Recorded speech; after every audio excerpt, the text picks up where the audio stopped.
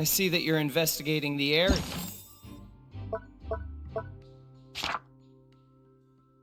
Yeah. Well, it just so happens that I'm interested too. If you find any new and interesting leads, be sure to share them with me, all right?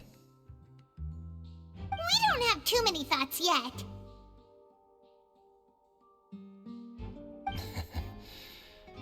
Then why don't I tell you my hypothesis first? The way I see it. And I'll start it with that loud thud. The thud? Oh, you mean the sound that happened during the countdown? Yes, exactly. It wasn't terribly loud, but I suspect that most people heard it. It's just that everyone was awaiting the results of Lenny's trick with bated breath, so no one paid it much mind. But now that the incident has happened, the thud has become an important clue. That makes sense. So, what do you make of it? I'm of the opinion that it may have been the sound of Lenny's accomplice, Lynette perhaps, jumping atop the water tank or something like that. And when the pyrotechnics went off, she cut the rope, sending the water tank crashing down. But wasn't the noise we heard too loud for that? Perhaps the balance wasn't right, leading to a particularly rough landing.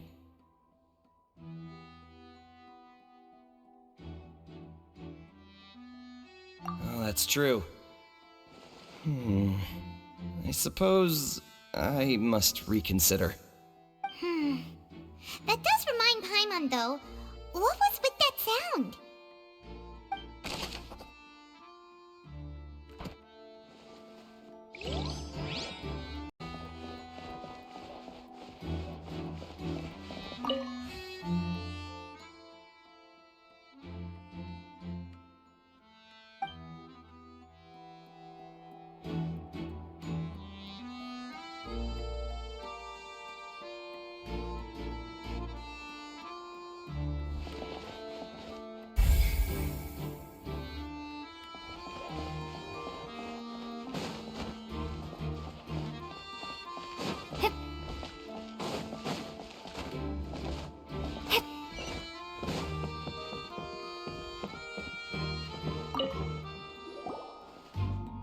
The investigation team has some new findings. Turns out there's an issue with the random number selector after all. See, I told you. What if the machine picked some big guy's seat? You think the murderer would have still made his move then? Sorry to interrupt, but we're helping Lenny and Lynette with their side of the investigation. What were you saying about the number selector? There's something wrong with it? You're trying to help them? That'll be a tall order. Lenny used the machine to pick a random member of the audience during his performance, right? The lucky girl that later disappeared. Well, we thought there might be a serious problem with the machine, so we had it taken away for further inspection. It turns out that the seat number it picked wasn't random at all. The machine picks that same number every time. I'm sure you already know that you have to make a reservation in advance to get a seat, regardless of whether it's a trial or some performance. In other words, Lenny knew who would be sitting where from the very beginning. That much checks out. Lenny reserved our seats for us, too. Bet you see why I was saying it'd be tough to make a case for Lenny.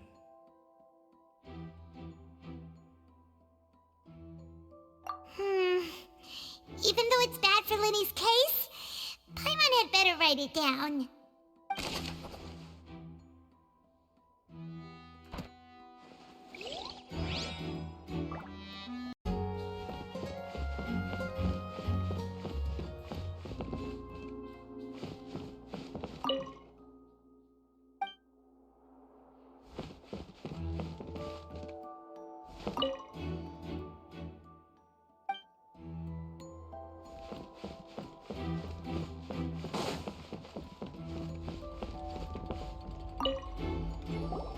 Hello there!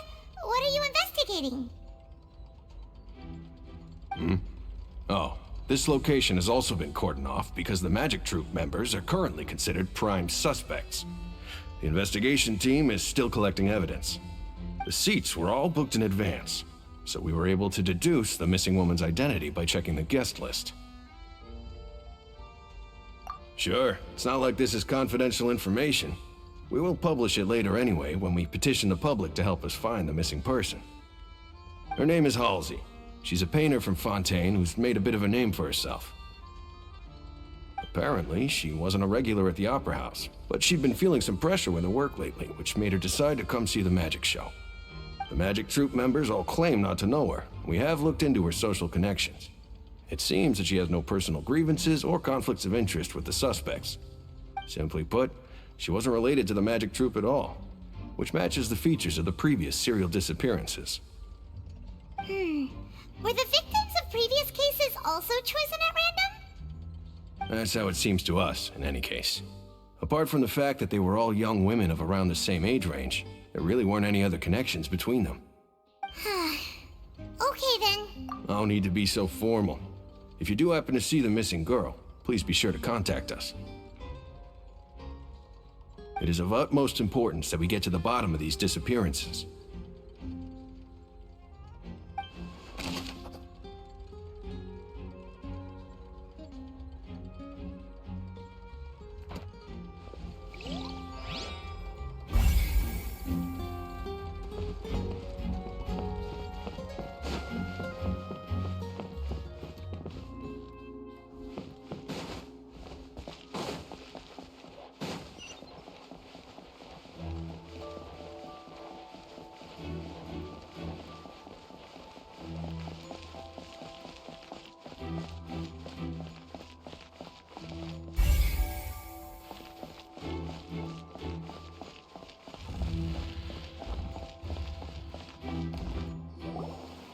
Hey, you!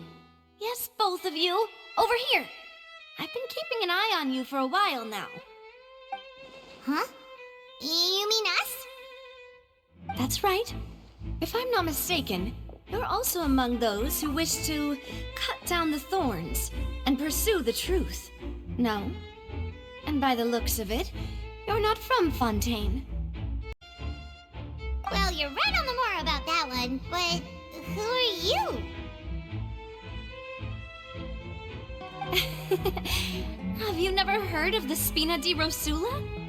From mediating disputes and providing protection to solving conundrums, you name it, Spina di Rosula does it.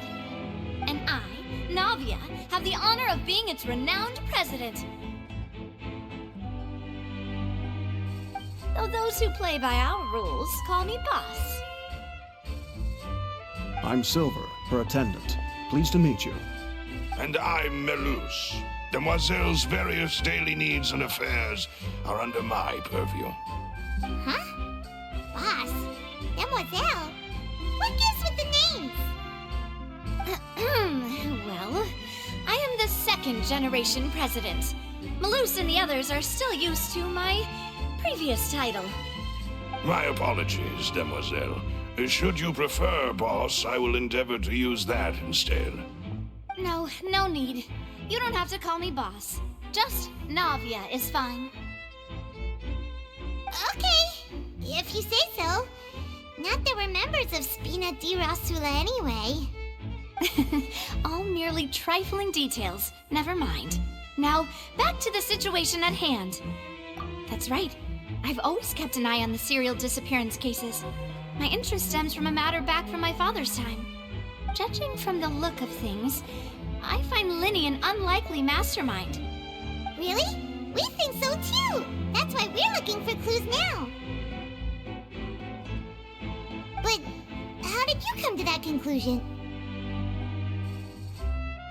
Intuition, naturally. My unparalleled intuition. Farina sure was quick to point the finger at Linny without any decisive evidence whatsoever, wasn't she? But that's not uncommon for her. If you remember, the Justice had to interrupt her and ask if she was pressing charges just to keep her from getting carried away. Anyway, a trial begins the moment someone levels charges. And, of course, there was no way Farina was going to back down in that situation. Sounds more like you just don't trust the Hydro Archon. Well, what's your opinion? I must admit that she can be interesting at times. But liking her doesn't mean that I'll blindly agree with her. Alright, I've answered your question. Now, it's time you answer mine. Wait a minute, did that answer count? Well, I say it does. But don't worry, you won't hear any pointless questions from me. In your opinion, do you think it's right to treat a trial like it's an opera?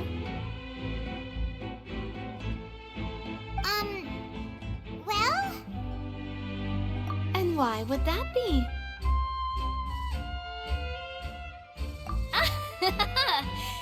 See, Silver and Maloose? I told you they'd be different. Most astute of you, demoiselle. I too think that the Traveler's response was most excellent. No matter how wonderful the script or how fervent the audience's expectations may be, the trials that go on stage here must be based in fact. And if that can be done, boss, then... Alright, that's quite enough, Maloose. Anyway, I like your answer. You passed with flying colors. Now, I need to make some preparations, following which our joint investigation shall commence. You two shall be my assistants. Wait! Since when did we become assistants? Oh, well, I can be the assistant, sure. Or your companion, if you like. I'm really not that fussy. That's more like it. Far be it from me to brag, but I believe that Demoiselle's intuition will be instrumental in uncovering the truth. You wish to save a friend from false accusations, and we wish to unravel the disappearances. In this sense, our goals are aligned. You have a point. You're quite the talker, aren't you, mister? And what about you over there? What do you think? You seem like you've got something on your mind. I have nothing to add. Oh, alrighty then. We'll be making some preparations first. Just be sure to let us know if they start revealing Lenny's tricks. Thanks!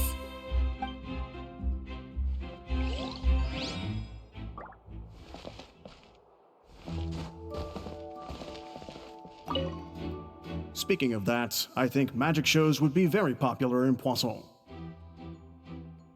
I can see that. Maybe I should try to learn some magic. If I could make things disappear, cleaning my room would be a cinch. You need not worry about such things, demoiselle. That falls under my duties. Oh, right.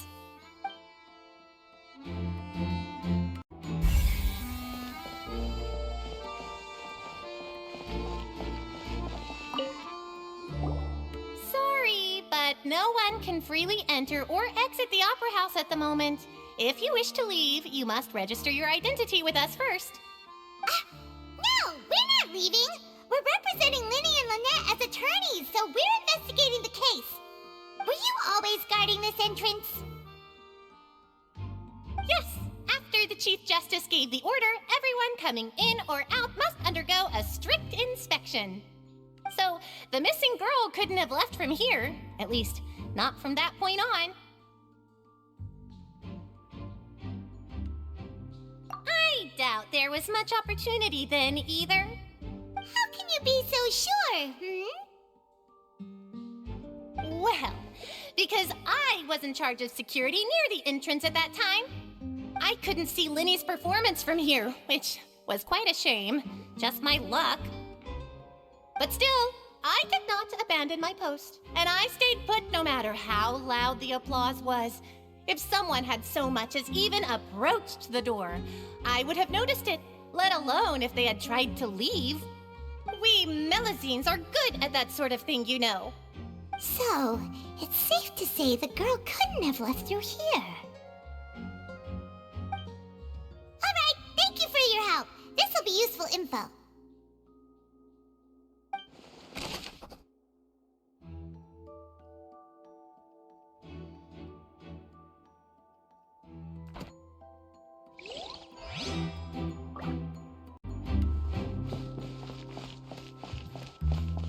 Lenny's still talking to the guards. It seems he'll have a lot of explaining to do.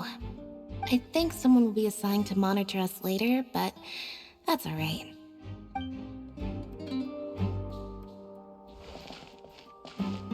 Lenny's still talking to the guards. I think someone...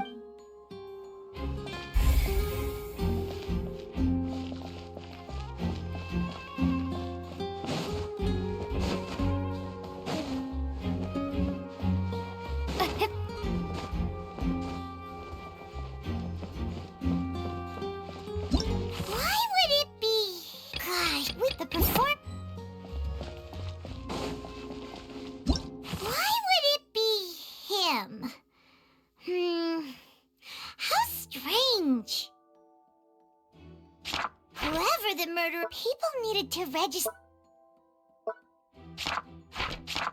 Gosh, we all heard that the performance would not have...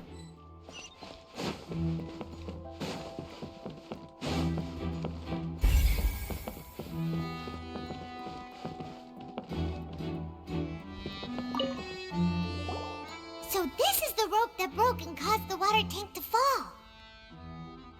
The rope looks pretty durable. How can it be burned through so quickly by fireworks? Why are you suddenly so serious, Traveler?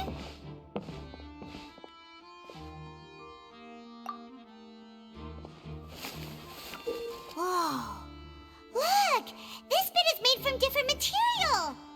Most of it was burned away, but there's still a little bit of it left. Huh. So if a rope meant to hold something was made with that kind of material in it, then that means... Wait! Why don't you write all this down? Let's take notes!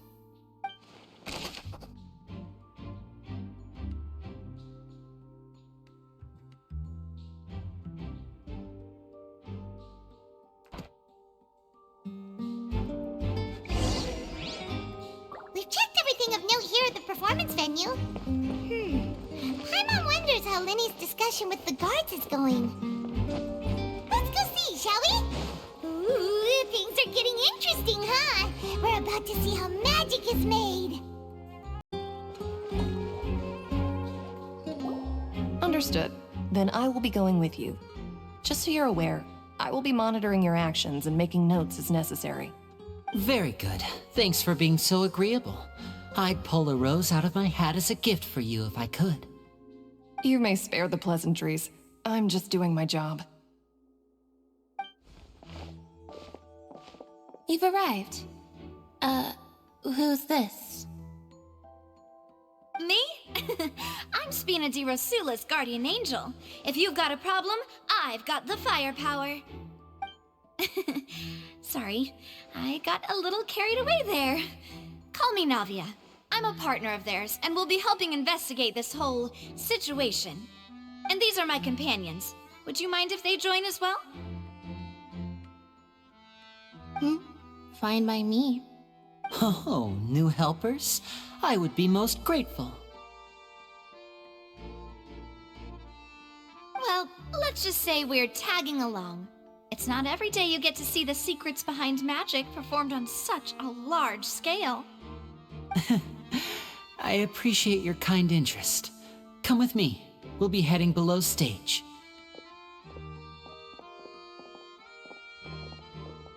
Huh? Below stage? Yes, a world of secrets is hidden beneath this magic box, prepared specifically for this switcheroo trick. But before I reveal everything, you should have a look first. Notice anything strange here?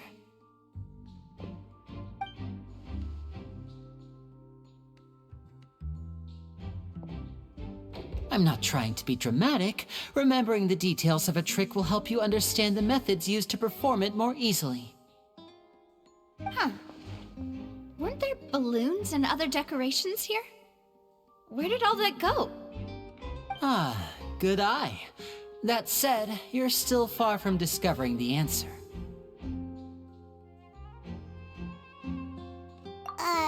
The back? You mean the inside of the door? What's different about it? Paimon didn't notice anything. Very good indeed.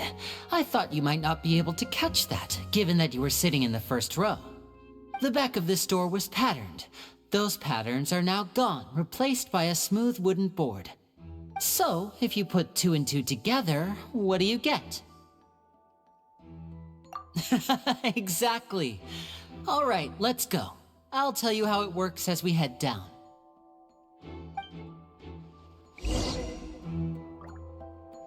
Oh, so there was a passageway under the magic box!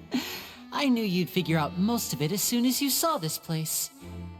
The 2 magic boxes are positioned right above the 2 entrances of the tunnel. See this flatbed trolley? The box with the lucky audience member in it would be shuttled over to the other side using the trolley. This trolley can raise and lower and even rotate, ensuring that the box will face in the right direction. I see. So that's the purpose of the box inside another box.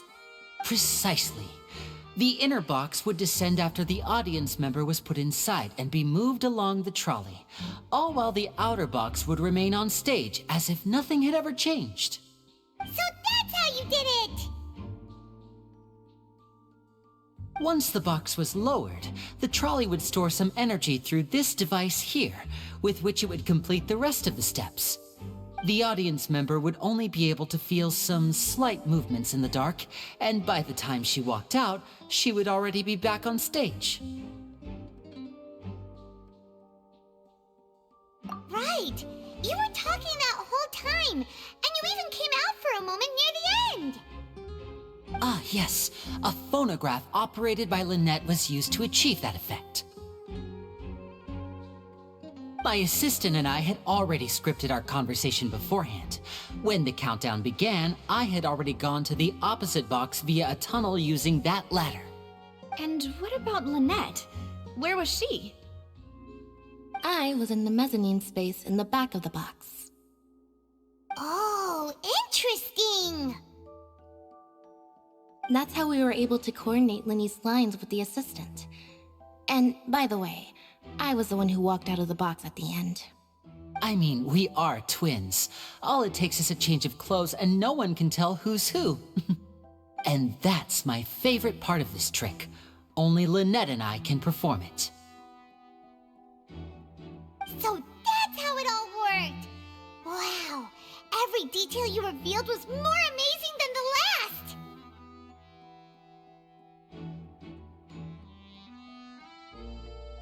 Lynette would briefly walk out of the box and then go back in, jumping into the tunnel and escaping before the box on the trolley could finish ascending. And then I walk out of the other box in the audience area, and the trick would be complete. The operative word here being would. But as you saw, Cal was in the box, not our audience member. She, on the other hand, mysteriously vanished. We really don't know how that happened. If not for that interlude, this would have been an astonishing trick. I probably never would have figured out how you pulled it off. And yet, to think that someone was able to use this magic trick to commit a crime. Could we have a look around? I think we can come up with some more leads. This is the scene of the crime, so Linny and Lynette are not permitted to stay here. I'll escort them back up. Yes, of course. No need to be so strict now. I won't disappear into thin air, you know. Thanks, everyone. We're counting on you.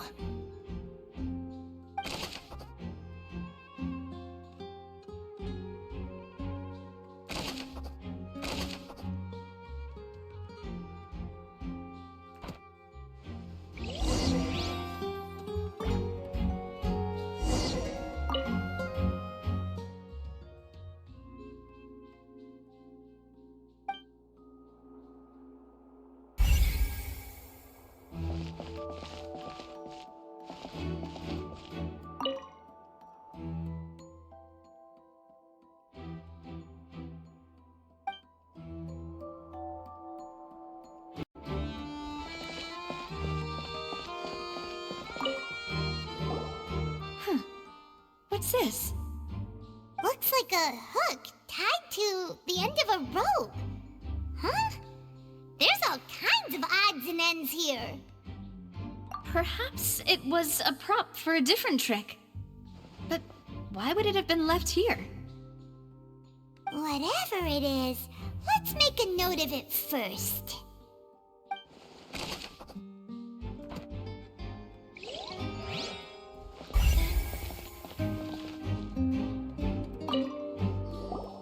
The floor is wet. Please be careful not to slip.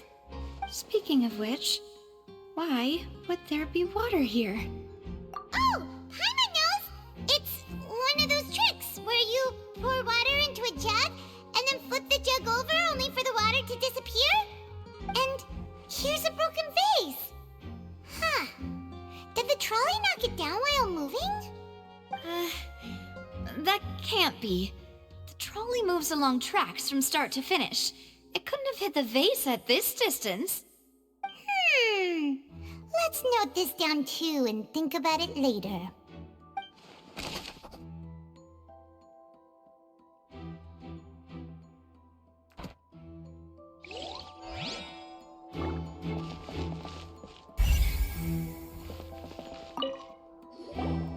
Oh, these are the clothes that the lady chosen from the audience was wearing, right? Her clothes are here, but she's nowhere to be found. Right. And do you really need to do that if you're kidnapping them? Ugh, this is so confusing. Paimon doesn't want to be a detective anymore.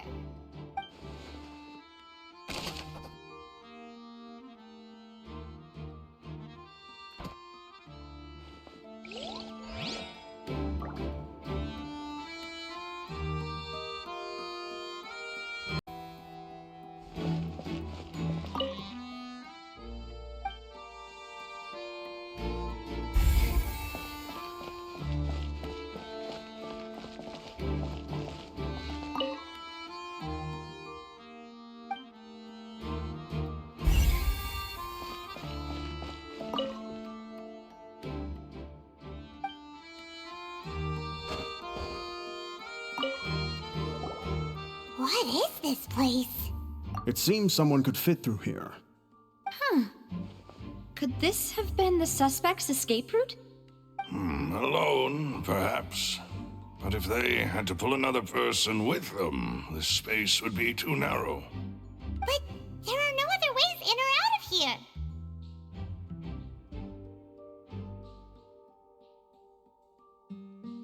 Oh, you're right! Let Paimon write that down.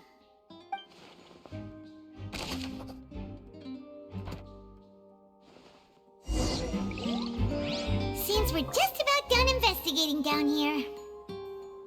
Yes, let's head back up.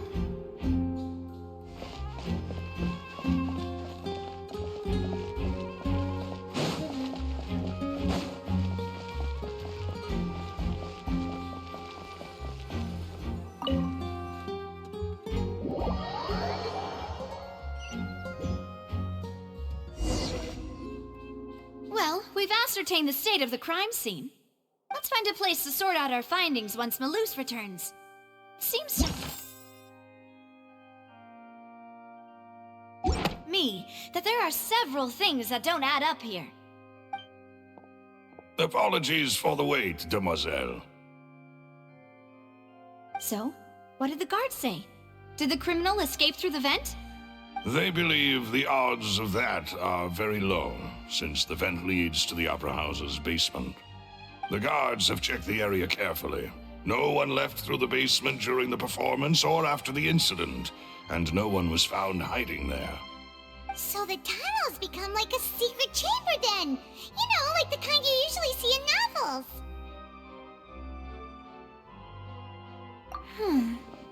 The plot thickens. Halsey's disappearance and Cowell's death are both quite inexplicable. No wonder Farina was so confident in her accusation. All the current evidence points toward Linny and Lynette. In other words, the charges are very likely to be upheld unless we make some considerable progress. Charges and then trial. So if the charges are upheld, they'll announce a sentence? That's right. This is how a trial goes in the Opera House. During the proceedings, the Chief Justice and the Oratrice will hear statements from both sides. That's right. This is how indemnitium is produced. The statements from both sides, the defenses from attorneys, witness testimonies, and even the audience's emotions will all be projected on the Oratrice. To put it simply, it's as if the Oratrice has its own will, and is a judge in its own right. This also precludes any kind of favoritism on the part of the Chief Justice. Not that this has ever happened anyway. Once both sides have finished speaking, the Chief Justice will make his final decision. This, too, will be used by the Oratrice as a reference. Then, finally, the Oratrice will be consulted by officials. The result it returns is the will of justice itself. Huh? So that machine is the one that actually decides? Paimon thought Neverlet called the shots. In practice, there is very little difference. Both have always come to the same judgment, which is why people have great faith in the Chief Justice. Ah, yes, the guards also asked me to convey that none of us will be allowed to leave this place before the trial. Huh? Why? Because we've chosen to act as the twins' proxies. That makes us persons related to the case. They're concerned that we might be colluding with outside parties, or that we might find outside help to disrupt the case. And even if that were not so, it could prove problematic if we happen to spread key information about the case ahead of time. I'm ready to break out at any time. Whoa, whoa! There's no need for that! Paimon thinks they have a point. That said, are they providing food? Of course. I just hope you don't mind the lack of options. I'm afraid that catering to all tastes is not in the cards, nor is any guarantee of balanced nutrition. In that case, let's just sort out our findings together here. Pity. I was hoping to take you to try some of Fontaine's famous desserts, too. I mean, what better way to properly think through our findings than over some tea and sweets? Huh. Breaking out suddenly doesn't seem like such a bad idea after all. Just kidding! Just kidding! Paimon will still do her best, even if there are no snacks. What do you mean, no snacks? Of course we'll have snacks. If we cannot buy some, then we'll simply make some. Huh? Here? But how? Understood, Demoiselle. Everyone, please come with me.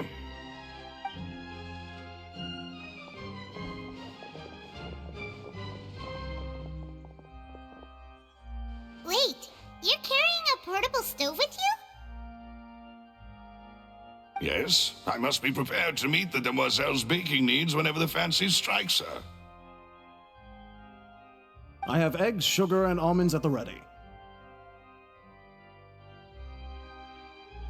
Good work, you two. Then I'll get to it. Please sit tight for a moment. You'll get to taste my awesome snacks soon enough. These three are quite the interesting group.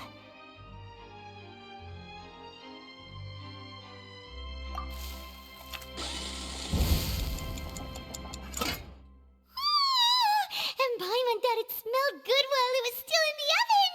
Oh, it's even better now. Paimon can't stop drooling. From the way you had these two guys carrying all that stuff around, Paimon thought you'd have them do more during the baking process. But you ended up doing the entire thing by yourself! Beating the egg whites, grinding almonds, everything! I was applauding. And I was giving encouraging smiles. Paimon was just thinking, aren't you worried about getting your fancy dress dirty beating egg whites and baking like this? Well, I don't think it's carved in stone anywhere that fancy ladies can only read books, sip tea, ride horses, and play the piano. I just really enjoy making snacks. Don't underestimate beating egg whites, by the way. It's a real arm workout. You also need to beat them to just the right consistency, or your macarons will crack. Anyway, give these a try, fresh out of the oven. There's 3 for each of us. Only 3? Well, eating too many sweet treats might send all that sugar to your head. You wouldn't be able to think clearly about the case on a sugar rush, would you? Tea is ready to be served as well. This is Demoiselle's favorite, strong black tea with a floral fragrance that clears the mind and lifts the spirit. No need for concern. I'm merely doing as I should.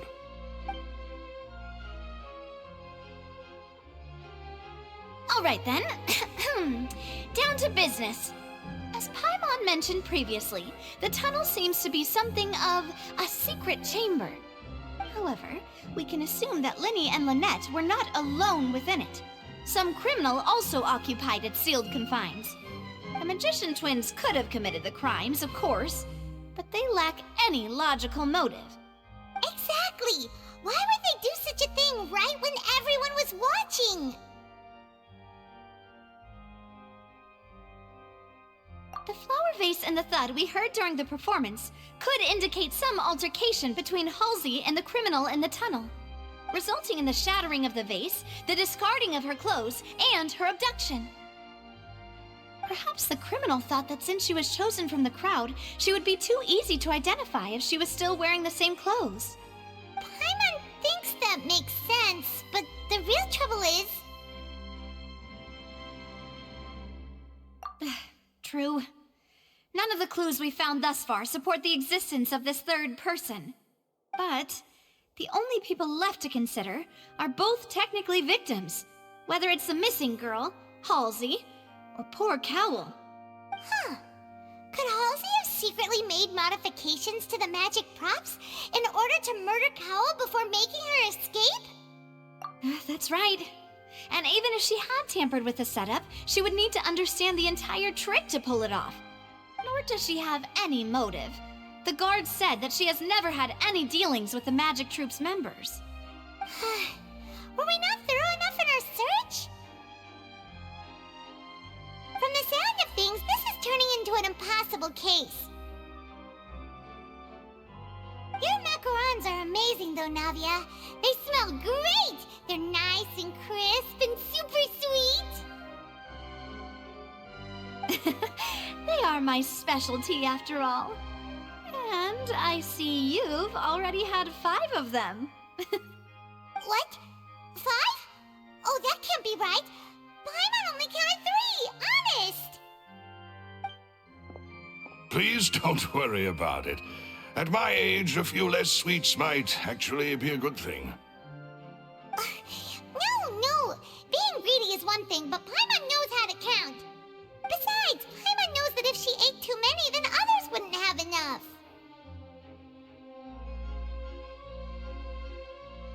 Wait, even you don't believe Paimon?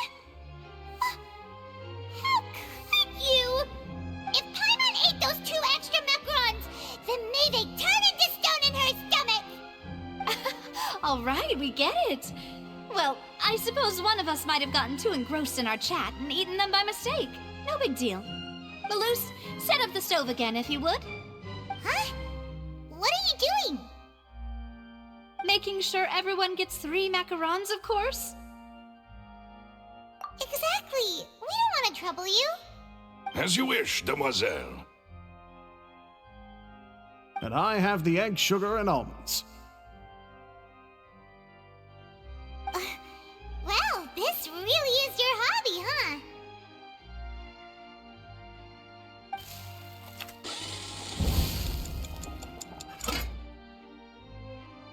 Well, that's it for snack time. I'm going to have another look around the area.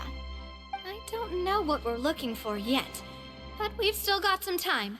As attorneys, I suggest the 2 of you think the case over again. It would be awkward if you got all tongue-tied on stage during the trial. All right, thanks for your help and for the snacks. It was nothing. A A small task for the Spina di Rosula. Silver, Malus, it's time to go. I'll be back if I find anything new. Alright,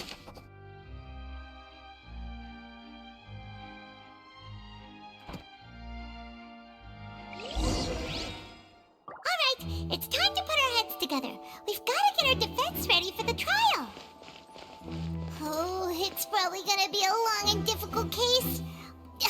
There's no point in worrying about that now. We just need to prepare. Here, take Paimon's notes. They should help you review the situation.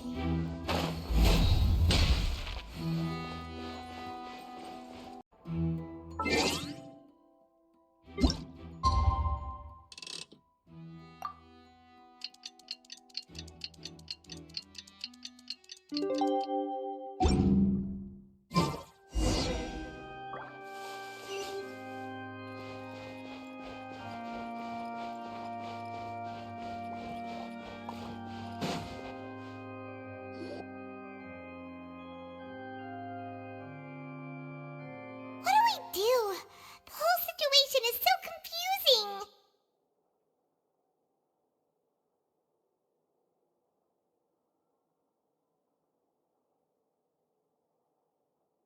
Good plan.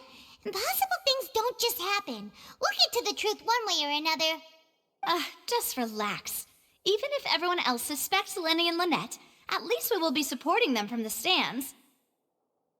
Besides, I doubt Farina understands any more about what happened than we do. Thanks, Navia. Well, we'll be going then. Best of luck to you.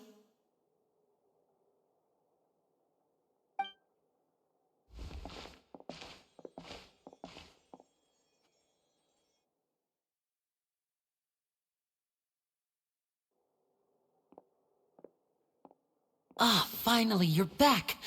Well, how did your investigation go? To be honest, you might be disappointed. No. We're already very grateful that you were willing to help. Well now, don't you all look disappointed. Don't tell me that your investigation came up empty-handed. That was to be expected, of course. The guilty can never produce proof of their innocence. But don't let that stop you. I shall be terribly disappointed should you, my most anticipated foe, concede so easily. Since both parties are present, I declare that the trial regarding the magic show incident is now in session. Firstly, in order for the audience to understand the causes and results of the incident, could we please have Mr. Linney explain the trick? Yes, of course. I will explain while Lynette demonstrates on stage. All the necessary items have been prepared.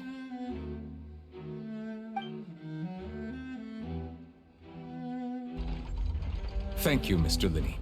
In that case, I take your statement to be that you ran to and remained hidden within the magic box in the audience stands once the trick began, and thus could not have committed the crime. Is this correct? Yes, that's correct, Your Honor. In that case, I call upon the prosecution. Lady Farina, do you wish to refute his statement in any way? Why, of course I do. Allow me to take the first shot and break this case wide open. Mr. Linney is clearly lying. There is no way you could have been in the box the whole time if you were to abduct Halsey and murder Cowell. In fact, I'd say you were hardly in that tunnel at all. That is simply your hypothesis based on the presumption that I'm guilty. Oh, is that so? And if I may ask, what did you hear while you were inside your box? The roaring countdown of the crowd, of course. That's how I kept track of the time and built anticipation for the finale. And you didn't hear anything else at all? Nothing that might leave an impression of any kind? No, nothing. I see. But when the count reached 30 seconds or so, there was a thud. One so loud that I believe practically everyone heard it. Huh? Hey, hang on. Something's not right here.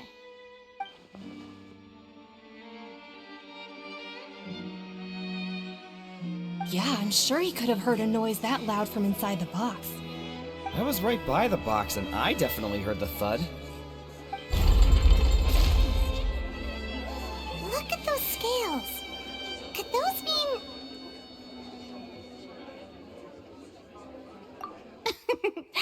Well then, ladies and gentlemen, allow me to use the words of the magician himself. You never know what can happen in the blink of an eye. Indeed, it seems his alibi can also collapse in the blink of an eye. Of course, I have armed myself to do far more than smash your alibi. Confidence cannot go unfounded, and my foundations are rock solid. Tell me, aren't you and Lynette actually from the House of the Hearth? The House of the Hearth?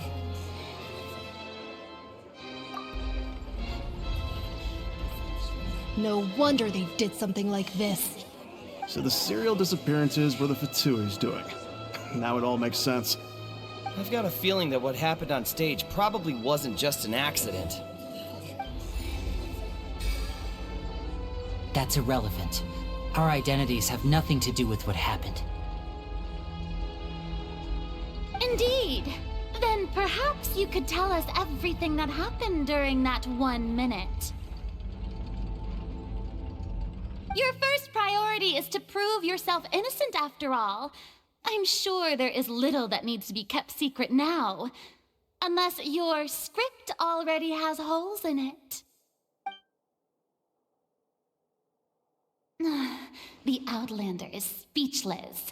My, oh my, don't they look flabbergasted? Now comes the infighting and discord, I suppose. This was almost too easy. Good thing I made all those preparations. Seems the all-nighter I pulled last night is really paying off. Hey, Linny! Why didn't you tell us this before?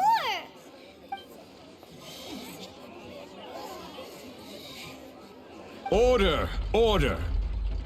Mr. Linney, allow me to re-establish the facts. Lady Farina has raised 2 points. First, when the thud was heard in the Opera House, you were neither in the box nor the tunnel. Second, you and Ms. Lynette are both members of the House of the Hearth. Are these claims true?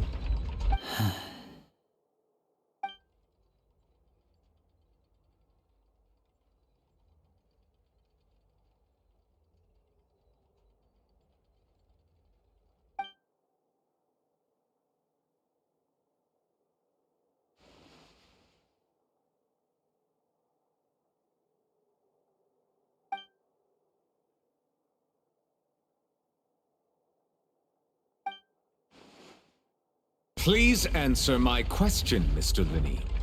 I'm sorry. Yes, they're true, Your Honor.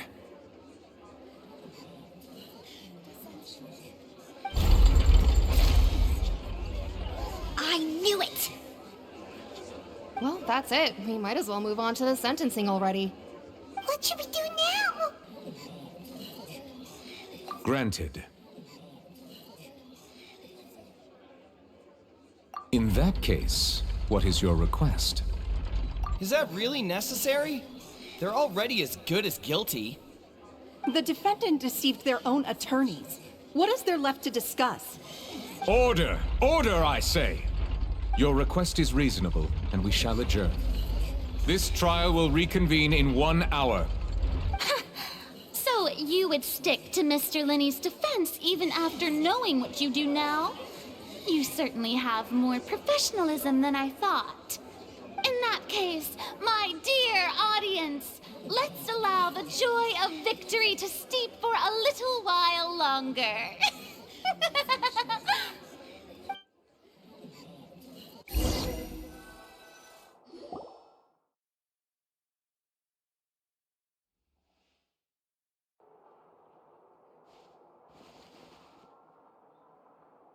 Well, this is awkward. I didn't think the Hydro Archon would dig all that up. I'm sorry, Traveler and Paimon. Yeah, sorry. where to start. We trusted you two. We based our entire reasoning on the assumption that you weren't bad guys. Not to set the wrong tone or anything, but Paimon's really mad! I'm very sorry. I know you're angry, and reasonably so, but please, let me explain. I know you've clashed with the Fatui several times before. I wouldn't be surprised if just hearing the word is enough to make you upset. But our organization is very, very large, and the Harbingers have very different personalities and goals. Right now, we want to save people. As many as we can. That's right. I'm sure we're on the same page when it comes to this nation and the disaster that its people might face. I knew if it weren't for our respective identities, we could become good friends. That's why I didn't wish to flat out lie to you, but chose to hide some details instead. The truth is very important, but being completely transparent about everything would see us spending more effort than we need to. Right. So, you be the judge. Heck, if I were you, I fear that I'd even struggle to trust me at this point. You met a Fatus who works as a magician, a trickster by trade. All by coincidence, too. But still, I'm asking you to trust me. I am no criminal. At least, not in this case. Sorry. Please forgive us. Well, you both say that, but... Right, let's hear your answer first, and no lies now! Of course. I'll answer any question you ask. We've been trying to find out how the Oratrice operates. We want to know why it has a consciousness. Why can it deliver sentences accurately? During our investigations, we learned that the machine's core is beneath it. From that moment on, Lynette and I have been designing this box swap trick, with the objective of getting close to the core. Is that why you needed a whole minute? That's right. In truth, the audience would take about 75 seconds to count down from 60, while I would only need 15 to get to the opposite box. So, after jumping into the tunnel, I accessed the Opera House basement via the vent, and went to investigate the room in which the core is stored. That air vent was created during the construction of the tunnel specifically to execute this step. Well, nothing. As soon as I reached that room and was about to investigate, I heard someone's voice. Which should have been impossible, of course. I was quite certain that I was the only one in the room. That voice seemed to recognize me and tried to speak to me. I chose to err on the side of caution and retreated the way I came. On the way back, I saw the broken vase and the clothes on the ground, but the countdown was almost finished, so there wasn't time to give it any thought. After that, the homicide occurred just as you saw. Well, that explains why you didn't hear the thud.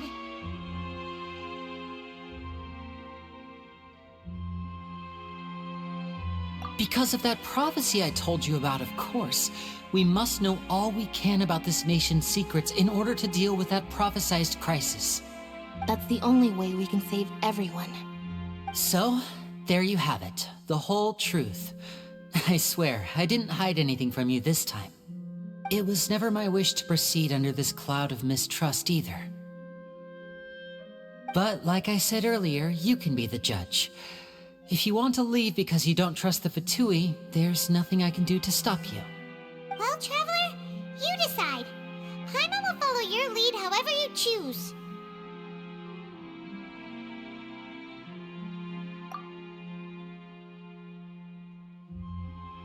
Okay, thank you. Thanks for giving us a chance. The current problem is that the scales are tipped pretty badly against you two. If we want to refute the Hydro Archon's accusations, we're gonna need a seriously watertight defense. Huh?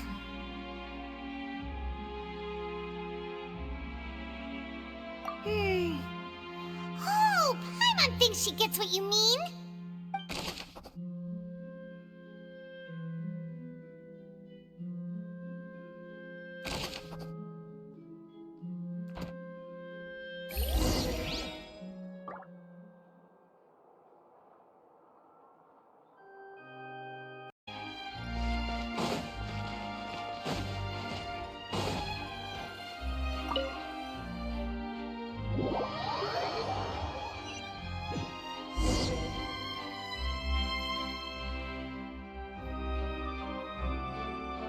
Both parties have returned to their positions. Let us continue the trial. When last we left off, Mr. Linney acknowledged the new evidence presented by Lady Farina as fact. Therefore, Lady Farina may continue stating her reconstruction of the events. Ugh, that took long enough. Now then, if everyone would lend me their attention. At this stage, let's revisit that scene from Linney's perspective.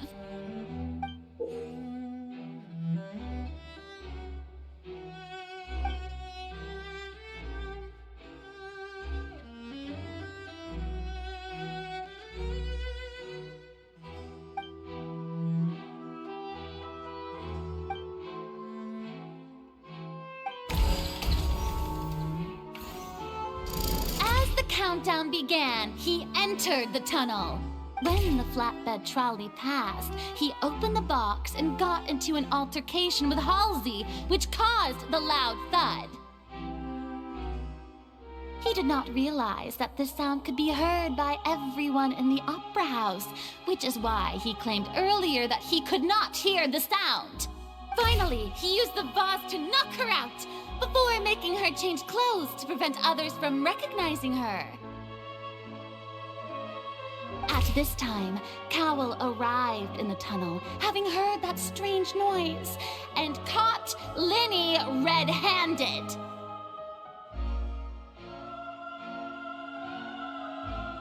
So Linney proceeded to knock him out too before stuffing him into that box. Afterward, Linney passed the unconscious Halsey to his accomplice through the magic box in the audience stands, before operating the devices such that Cowell's death would be ruled an accident. And there you have it. That's the truth behind what happened. Does the defendant's side have any objections to Lady Farina's description of the events? The key to refuting Lady Farina is the order of events. Well,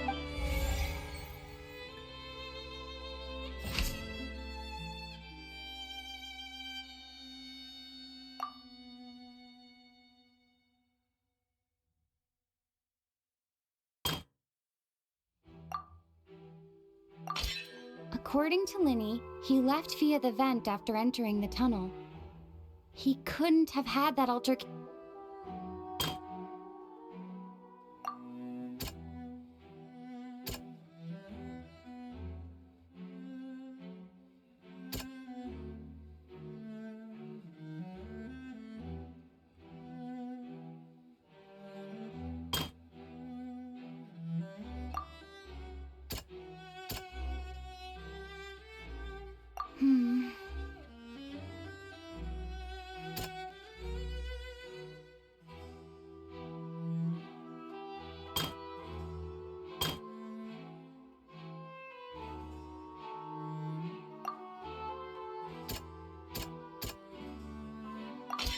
Linney went to the room that contains the Oratrice's core.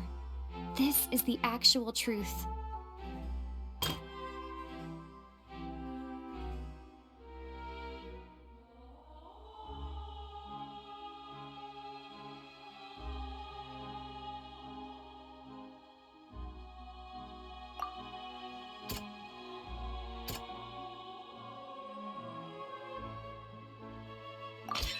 Linney did not take part in the underground altercation. He only witnessed traces of the aftermath. Attention! Ace Detective Paimon has something to say! When the countdown started, Linney did indeed go into the tunnel. But he immediately used a vent to access the Opera House basement, which is where the underground core of the Oratrice is stored. Once he reached that area, he heard a voice in what should have been an empty room. Since he felt something was amiss, he returned immediately. The crime scene had already developed by the time he reached the tunnel again, and in order to complete the magic trick, he did not remain there for any length of time. Finally, he reached the surface, and that was when the accident innocent!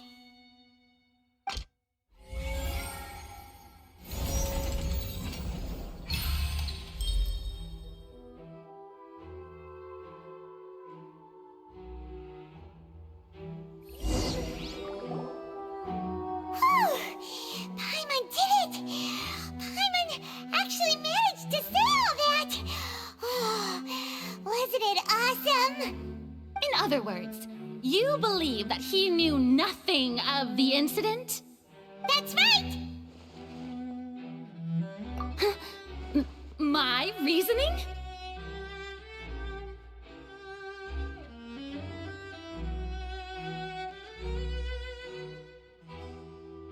If that's the case, then if Cowell hadn't entered the tunnel, who was the entire setup meant to kill?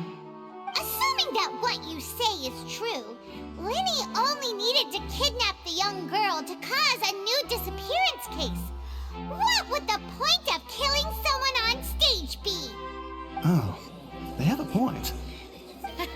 That's right, you tell him! And that's why they're partners of mine. They've managed to turn things around. Oh, well, your denial is very strident, I'll give you that. But what proof do you have to back your claims? Of course I do. If he had been in the magic box the whole time, how could he have not heard that sound? Why do you ask? You're saying that he wasn't?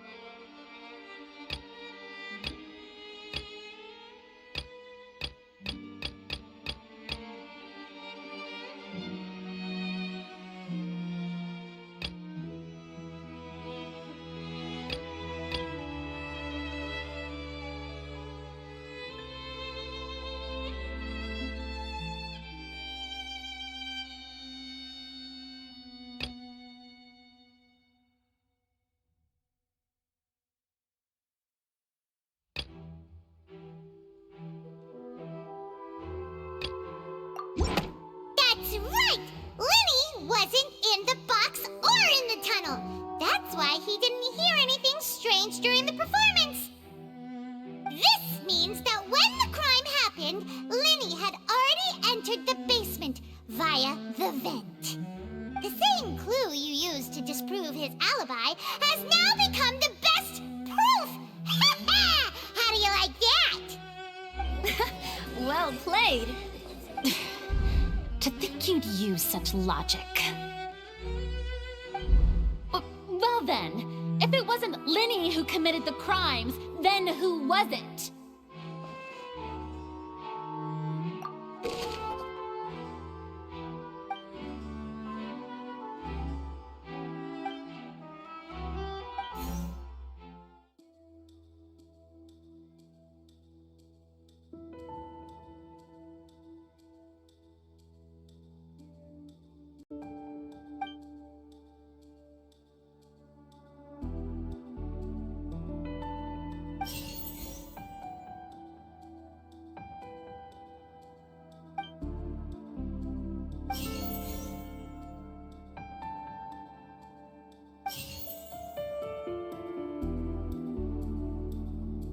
Could there have been a third person involved?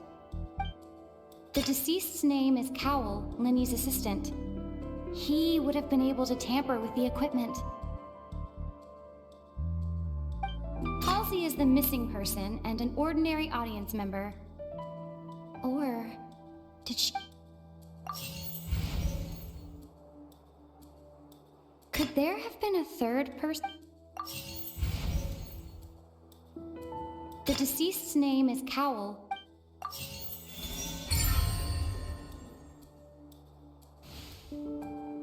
Huh? That can't be right. Are you serious? The killer was, in fact, Cowell, the deceased! so? How interesting! Let's hear your reasoning then. What I must do next is recreate the truth.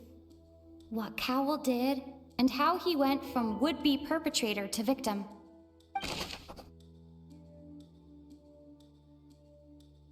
No one entered or left the opera house through its entrance. The deceased's name is Cowell, Linny's assistant. The sound we heard may have come from a clash between the missing Halsey and the criminal. It would have been tough for both people to fit into that vent. It would have been tough for both people to fit into that vent. They would likely have bumped into Linny as well. Halsey's clothing was in the tunnel.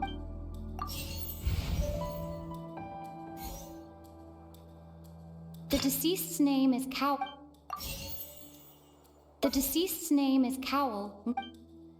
Halsey's clothing was in the tunnel. So, there must have been some Linny was not in the tunnel. No one entered or left the opera... No one entered or left the opera house through its entrances. Linny was not in the tunnel.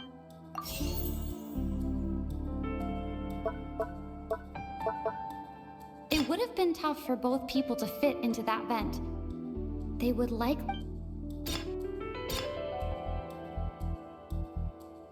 Linny was not in the tunnel at that...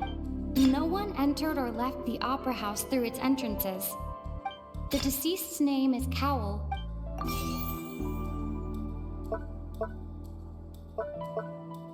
Halsey's clothing was in the tunnel. So, there must have been some fear that she would attract attention. It would have been tough for both people to fit. The deceased's name is Cowell. No one entered or left the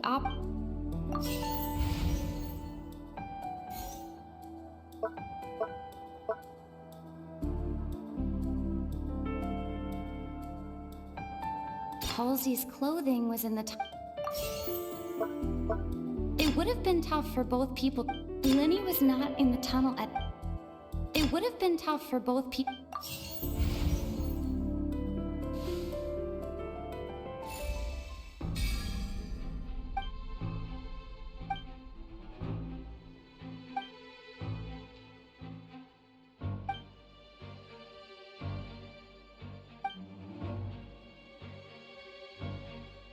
What's wrong, Traveler?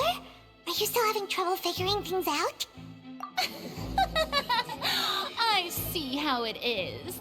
So this was all just a bluff. And here I thought you had something to show for it. But it seems you're still far from the truth. Look, since we're at a dead end, why not consider a different track?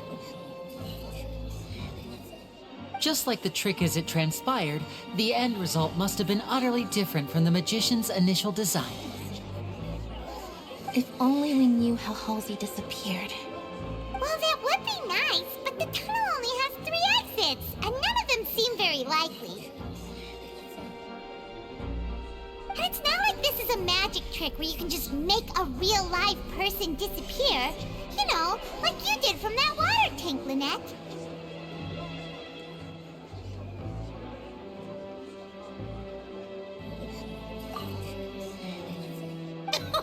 Excuse my interruption, dear opponents, but do you not see that the crowd is growing impatient? There is no greater sin in this opera house than an awkward delay in the performance.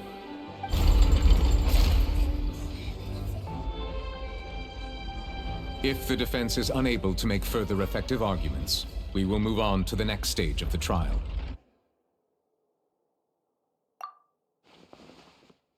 Linny was not in the tunnel at that moment. The sound we heard may have come from a clash between the missing... The deceased's name is Cowell, Linny's...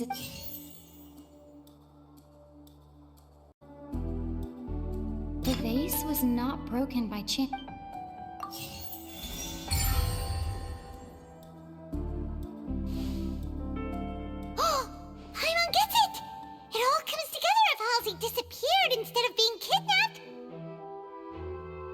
Lynette escaped from the water tank, vanishing gradually and leaving only clothes behind. If there's a similar method where a person could be transformed into water... Oh, just a moment, please. I do hope you know how preposterous you sound at the moment. How could a person ever be transformed into water? This is reality we're talking about here, not some magic trick. Must we really? I should think that of anyone. Your friend Linny already knows this truth very well. Magic tricks are ultimately just illusions and misdirection. But Halsey's disappearance is very real. We're talking about two completely different things. Even so, I trust the Traveler's judgment. The truth must be out there somewhere. Perhaps some new line of reasoning may open if we try to gather all the focal points that don't make sense. Since Cal was the deceased, we haven't placed much attention on him. But given that we aren't making much progress with the case, it wouldn't hurt to have a look at his belongings, would it? People really do come up with all sorts of harebrained schemes when at the end of their rope. The way I see it, your suggestion that we broaden the scope of our investigation is nothing but a tactic for stalling the trial. Nevertheless, I believe that this is a reasonable request on the part of an attorney. Since the trial does indeed appear to be at an impasse, I believe that additional evidence may help us make more progress. Guards, please step into the lounge and examine the personal effects of the deceased, Cowell.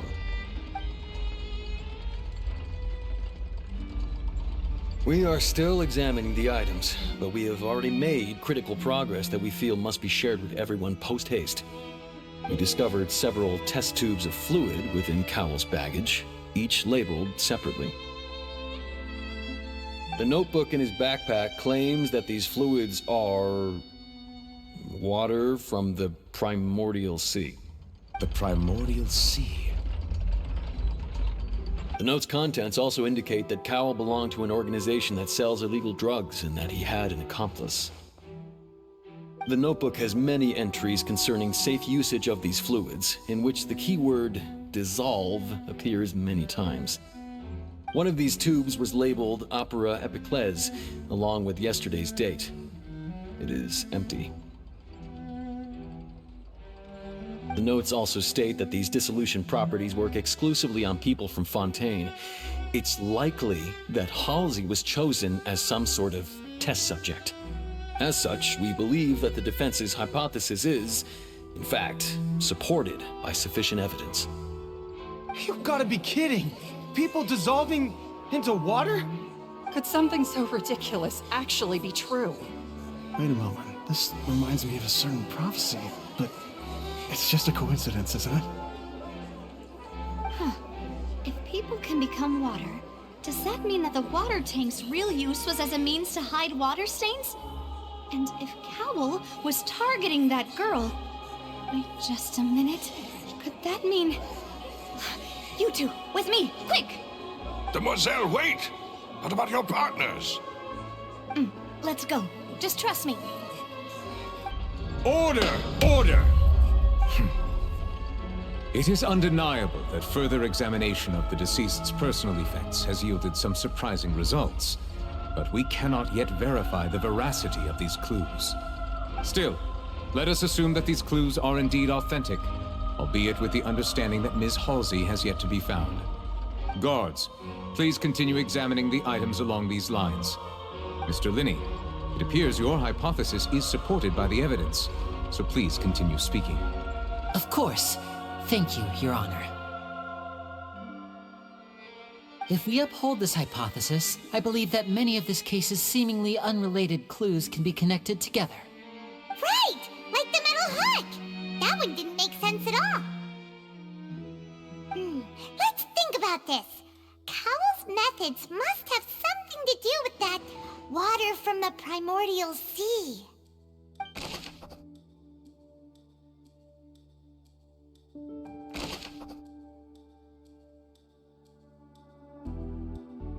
Now it seems like the hook rope was not meant for another magic trick, but was instead...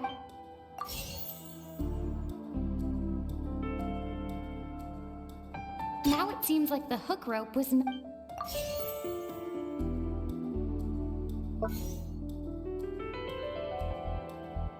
the water from the primordial...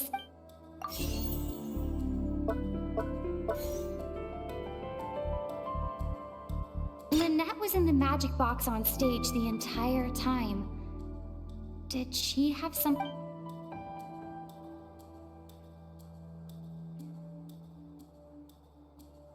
I remember there was something else within... The deceased's name is Cowl.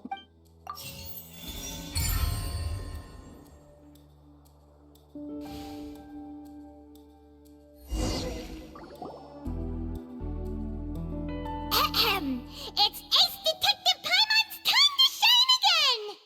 In the original plan, Cowl would tamper with the water tank rope and the number selector securing his target. When the magic box containing Halsey was lowered, the metal hook would retract gradually and pierce the balloon at the top of the box. When the balloon attached to the box popped, the water from the primordial seed inside it would pour down and dissolve Halsey. Afterward, Cowl would enter the tunnel and break the flower vase to conceal the water inside the tunnel, with the remaining evidence being covered up by the water tank on stage. But he encountered something unexpected in the tunnel and wound up being fatally hit by the same water tank he meant to use to cover his tracks. Huh. That does make sense. That actually links together a lot of the more confusing pieces of evidence.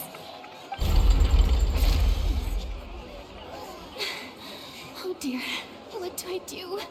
Even I think they sound convincing now. Have I falsely accused an innocent person? What a humiliation. Now, it seems like the only point of contention remaining is the exact circumstances that led to Cowl's death. His notes mentioned he had an accomplice who could be related to the situation. On that note, the guards have just contacted me indicating that they uncovered new evidence. I shall now invite him on stage to share it with us. Thank you, Your Honor. We were just inspecting the luggage of the other people involved in this case. And we found an identical sample of the water from the primordial sea among Linny's personal effects. What? That can't be. Oh, I see. Well, how wonderfully comedic to have your own counterattack only to come back and wound you. Does this not clear all doubt? My dear citizens, my loyal audience, allow me to present my reasoning and bring this performance to a swift close. Linny did not need to take part in the dissolution of the young woman at all. Indeed, he did leave the scene via the vent. Having made modifications to the props beforehand, his accomplice Cowl then caused Halsey to vanish using the water from the primordial sea. But upon his return, in cruel avarice, Linny desired sole credit and prepared to do away with his partner in crime. Ultimately, he knocked Cowl out, and the tool meant to cover the crime up also became a murder weapon.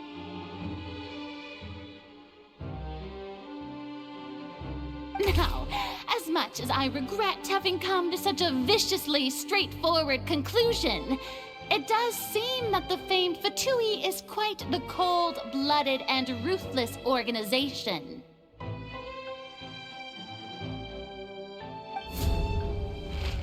Am I right, Mr. Linny? We've used up all the evidence we collected. There's no way for us to make a rebuttal here.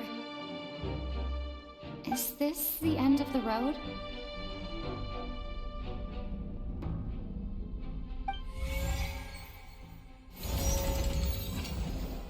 Oh no! Paimon can't think of anything either. It doesn't look like there's any way around this.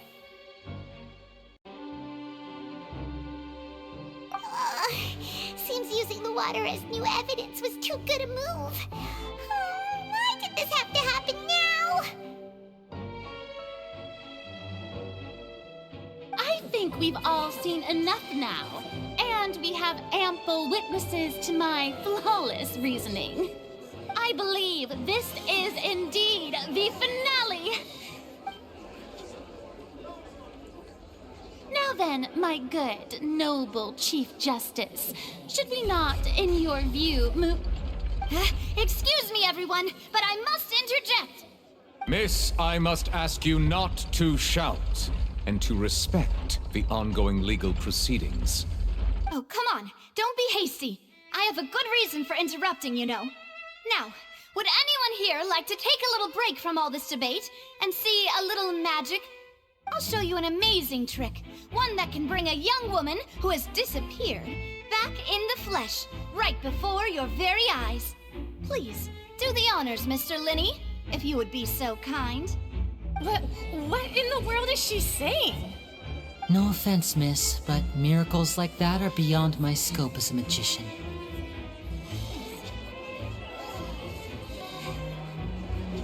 Come on now, don't be silly. Magic is all about misdirection, isn't it? It often conceals the truth while presenting a fascinating illusion. But once everyone believes the illusion, can't magic reveal the truth to them once again? And wouldn't such a trick be the most marvelous finale to today's performance? Come on, Lenny and Lynette, give it another go. Don't worry, Spina di Rasula has made the necessary arrangements on your behalf. But as the magic makers and stars of the show, I think I should leave the final performance to you. I understand.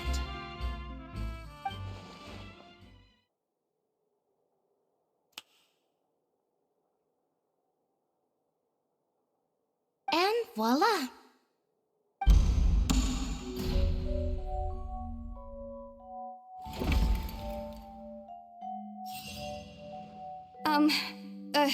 Sorry for the interruption.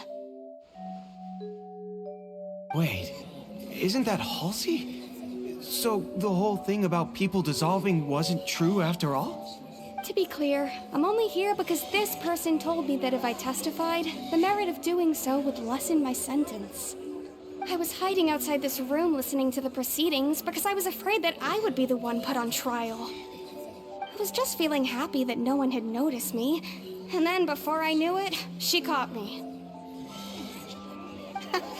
That'll teach you to underestimate us three. Where should I begin? I'm sorry. I'm the one who killed Cowl. I admit it. What? Why? Firstly, my name isn't Halsey. It's Lillian, and I'm originally from Mondstadt. I heard that Linny's show was gonna be a real thriller, but I missed the chance to buy a ticket, so I stole one. That's how I make a living. I steal stuff here and there, and I'd never been caught before. But I was noticed at the harbor a few days ago, and I barely got away. Linny was the one who caught me in the act. Hey, no wonder you look familiar. So you were the thief. Liddy even mentioned that you were pretty skilled. Well, and I thought that would have been the end of it, but then the number selector chose me. He even mentioned the Fortress of Meripede. That's a prison, isn't it? So you can imagine how shocked I was. I thought he was onto me for sure. So I played along with the show while looking for an opening to flee, but then I got water poured on me for no reason, and then someone jumped into the tunnel to nab me. I wasn't going to take that lying down, so I knocked him out and stuffed him into the box. There was nowhere to run from there, though, so I had to change my clothes and hide in a box containing performance costumes. I slipped out after the first guard arrived at the scene and continued hiding inside the opera house. Can a person even hide in there? But I swear, I didn't know that the water tank would fall down. Really, I swear it. Had I known that, I wouldn't have put him in the magic box. I may be a thief, but I'm no killer. Well, that makes everything pretty clear now, doesn't it? This time, we need to tell the entire story from Lillian's perspective.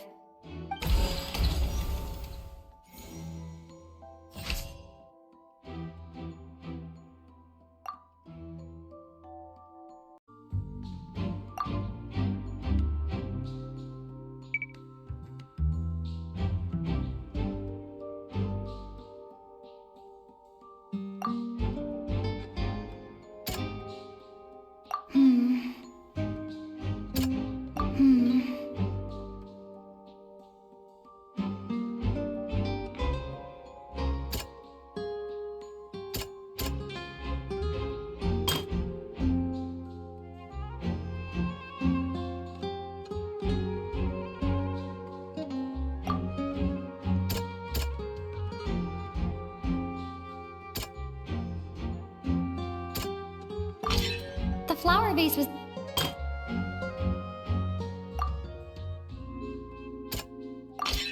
Lillian was afraid that she would be recognized if she left, so she changed clothes and hid, biting...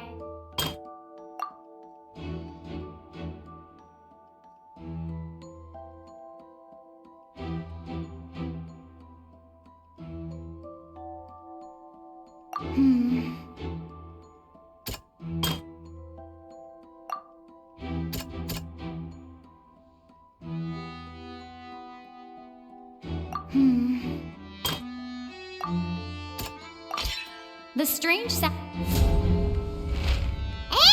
it's Ace Detective Paimon time! Having been selected out of the blue, Lillian panicked. Her panic only intensified after she entered the tunnel and had water poured on her head. So she kicked the door open, producing the thud we all heard. Hearing the commotion, Cowl leapt into the tunnel, only to discover that Lillian had not dissolved.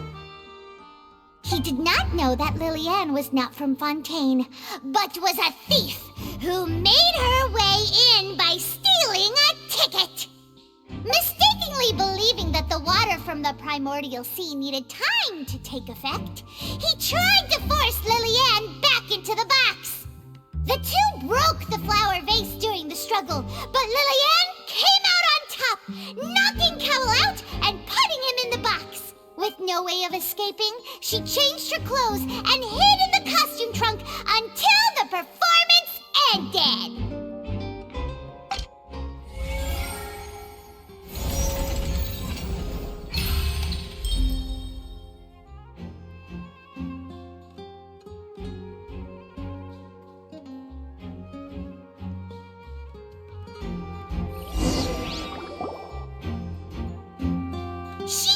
That she would have to go through guard inspection if she tried to leave afterward. So, she has been trapped in the opera house these last 2 days. She had already become desperately hungry by the time we were chatting over macarons. So, she swiped 2 of them right under our noses. Talk about a sneaky thief. At this point, all the events that happened in the tunnel have now come to light. Ah, so that's the whole story. Bravo! Bravo! Now then, Lady Farina, do you wish to speak against the defense's statements? Please answer the question, Lady Farina. Also, if I may add, the trial has not yet ended. As such, I request that the prosecution not leave the room before the proceedings have concluded. What? Are you reading my mind now? No, I have no further arguments. I admit defeat. But really, could you at least have left me with some dignity? Wow, look at that! She's like a deflated balloon now! If there are no objections, then as the Chief Justice of Fontaine, I shall once again repeat the full sequence of events. The actual perpetrator of the serial disappearances, Cowell, selected his next victim from the audience reservation list. With some modifications to the selector, he could ensure that the pre-selected young woman would be chosen. To cover up any evidence while committing the deed, Cowell thought of allowing the water tank to fall, which would conceal the water left behind after the young woman was dissolved. He also tampered with the rope suspending the water tank, using the fireworks at the end of the performance to cause the tank to drop and hide the watermarks. He poured the water from the primordial sea into a balloon during the preparation of the magic box and stuck it to the box's lid. Finally, he passed the prepared hook on a rope through the gap in the magic box's door when bringing the young woman to said box. When the magic trick officially began, the box containing the woman was lowered into the tunnel, tightening the hook rope and bursting the balloon containing the water. If all had gone to plan, the young woman would be dissolved at this time. However, Lillian was not from Fontaine and thus fled the box with a loud noise. Realizing that there was trouble, Cowell entered the tunnel and met Lillian. Thinking that the waters had not yet taken effect, he decided to proceed. However, his opponent was more capable than he thought, and he was overcome, knocked unconscious, and placed into the magic box, and thus became his own final victim. Lillian, according to her own statements, then changed clothes and hid until the performance ended, before hiding in other parts of the opera house. As for Linny, he was in the underground structures within the opera house, and was thus ignorant of these happenings.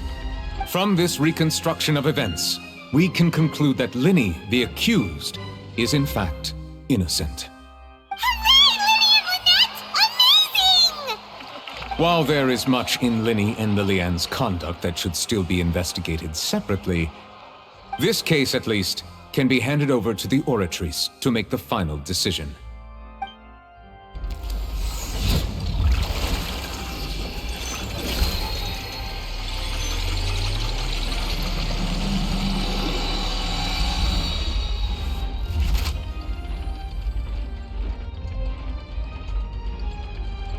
As such, Linny and Lynette are officially declared not guilty.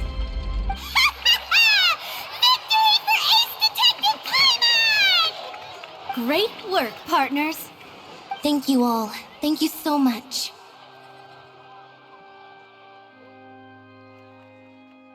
Next, I think we deserve an explanation, Guard Vaughn. How did you find the water from the primordial sea in Linny's baggage? Right! Your discovery caused me to make a serious mistake, you know. Or was that not a discovery, but false evidence that you dared to bring before this court? I suspect that the accomplice mentioned in Cowell's notes was not Linny, but you, yes?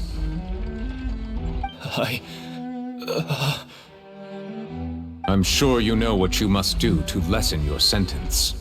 Speak quickly! Unless you want to earn yourself a one-way ticket to Coupon Town. I was just following orders. We were supposed to place blame for the serial disappearances onto Linny, and thus cause suspicion to fall on the Fatui. The higher-ups said this was the best opportunity to do so. And now that your plan has fallen through, and the secrets of the water have been revealed, you have become a liability to said higher-ups, yes?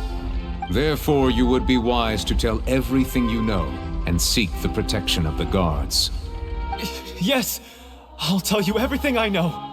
Our boss discovered that the water can cause people to dissolve.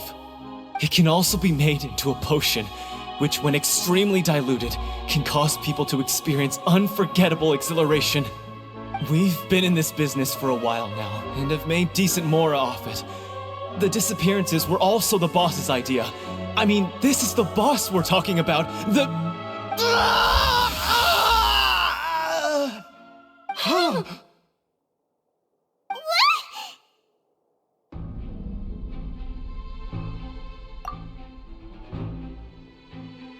And now he can no longer talk. Such ruthlessness. I shouldn't have expected any less of them. An outrageous act. All present, please submit to inspection immediately.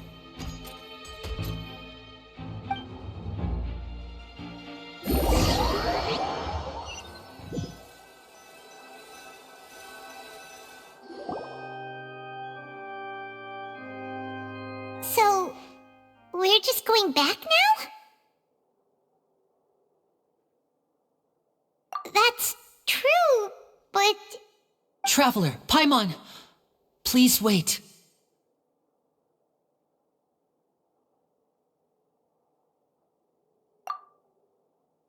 Lenny... I know you may not want to speak to me right now. Maybe you don't even want to look at me. But still, let me thank you again for defending me to the end, even after you learned that I'm a member of the Fatui.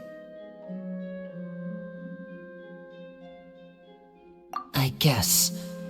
But regardless, I'd like the opportunity to set things straight. I didn't approach you with any ulterior motives or ill intent. I've spoken to you as myself, just plain Linny this entire time. As for why I'm a Fatus, it's because the goals of the House of the Hearth align with those of an orphan like me. That's all. That was how Father, who you might know as the Knave, approached recruiting us back then too. The Knave? The one who controls the House of the Hearth? She's your father? That's right. And since we're here, I was wondering, would you mind hearing a story? It's about my past. Back when our parents first died, Lynette and I were left wandering the streets. To survive, I took to surreptitiously observing an older street performer who did magic. It took me several days to figure out how he pulled off his amazing tricks. I took my sister through several streets until we found a crowded corner, and we began to perform magic tricks there. To my surprise, we proved to be pretty popular, and we could at least stop worrying about where our next meal would come from for a time. But I didn't want my sister to remain a street rat together with me forever. Before long, an aristocrat came to me and claimed that he wished to take us in after watching my performances. So you went from orphans to nobility just like that? That was how we felt at first too. As if fate was on our side and we could say goodbye to those painful days. But I gradually discovered that while we were called foster children, he was really after my talent for magic tricks. He would constantly take me to all sorts of banquets to garner attention, which he would then use to expand his social circles. That doesn't seem too bad either. Better than roaming the streets at any rate. It took a while for me to realize just how dark his heart really was. After one particular performance at a banquet, I discovered that Lynette was not on the same return vehicle as me. I waited a long time after we returned home, but she did not come back. I went to that noble's bedroom and asked him about her whereabouts. The answer he gave me was, she caught the eye of the most eminent person at the banquet, so I sent her over as a gift. I mean, you'll be able to perform your magic regardless of who your assistant is, yes? Oh no. So he was gonna... But wouldn't Fontaine's laws deal with such people? As far as outsiders are concerned, this is a relationship akin to adoption or foster care, and they have their ways of escaping the eye of the law. I managed to ferret out the location of the mansion of that so-called eminent person and hurried through the night. But by the time I leaped over the walls, avoided the guards, and made my way in, all I saw was the moonlit ground covered in blood, and the knave standing there in the darkness. So, she'd already taken care of that guy. That's right. She had rescued my sister before she could come to any harm, and had even discovered several girls hidden in a basement, all of them orphans. Father, I mean, the knave, might have seen something in me, and so she made me an offer. The House of the Hearth welcomes you, for your interests align with ours. Here, none will ever betray you. Indeed, betrayal shall never be permitted here. I was hesitant to trust her. I mean, I had just been betrayed by nobles. But she was also quick to destroy the noble who had taken us in at first, giving us back our freedom. Oh, so that's how the two of you joined the House of the Hearth. She has her own plans. She has gained permission from the Tsaritsa to first use the Gnosis' power when she obtains it. She plans to use it to find a way to break the prophecy and save Fontaine. So, she believes in that prophecy too? That's right. The whole House of the Hearth is currently working to combat that crisis. Today's case has also proven that people from Fontaine can indeed dissolve into some sort of water, thus further supporting the prophecy. All of us house members here, Lady Arlecchino herself included, are from Fontaine. We won't give up on defending our homeland. To us orphans, the only connection we have left to this world, apart from our family, is our homeland. So, from small deeds like distributing magic pockets to huge schemes like stealing a Gnosis, everything is aimed at dealing with that prophecy. It's all right. I understand. The only thing I can do is relate all this to you. I just hope you can understand that even as a member of the House, I have never stopped making my own decisions, and that I believe what I'm doing is right. If you should need anything at all in the future, feel free to find me. I will do my best to help you, as plain Linny.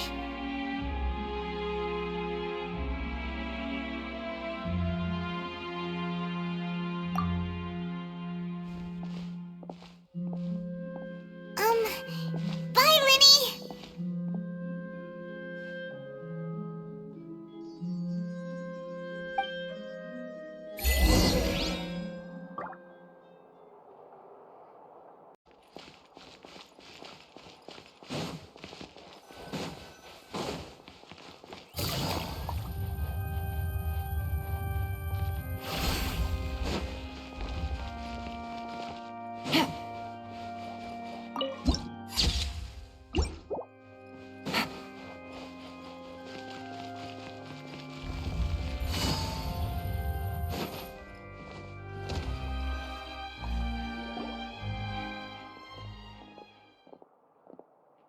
Hey there.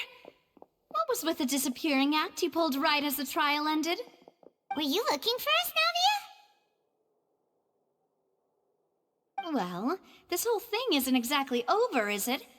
I do feel that we're getting closer to solving the serial disappearances case, though. Don't you think so, too?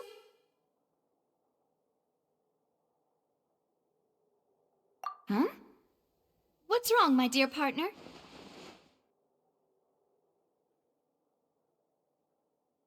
Besides, are you sure we're the ones who can crack a case that's been cold for decades now? And given that there's new evidence from the trial, there should be a trail of breadcrumbs for the Hydro Archon's people to follow now, right? Ah. I see. Well, I won't lie. I'm a little shocked to hear that from you. But I suppose you are just travelers who have only arrived in Fontaine after all. Sorry. I might have been too presumptuous. Don't say that, Navia. Oh, and we were having so much fun investigating with you, too. It was like having new waters flowing into a stagnant mire, causing new hope to spring forth, and the reflection in the murk to become clearer. Well, sorry about that. I'm a bit prone to nostalgia. Don't mind me. Wait, shall we have a farewell meal? You know, to commemorate our time as partners? Huh? Do we really need to get that formal? Well, guess you really did treat us as partners, huh? Well, I'd just like to have a proper ending to every important memory. That way there are no regrets later. Anyway, it would just be a meal, so it shouldn't take up too much of your time.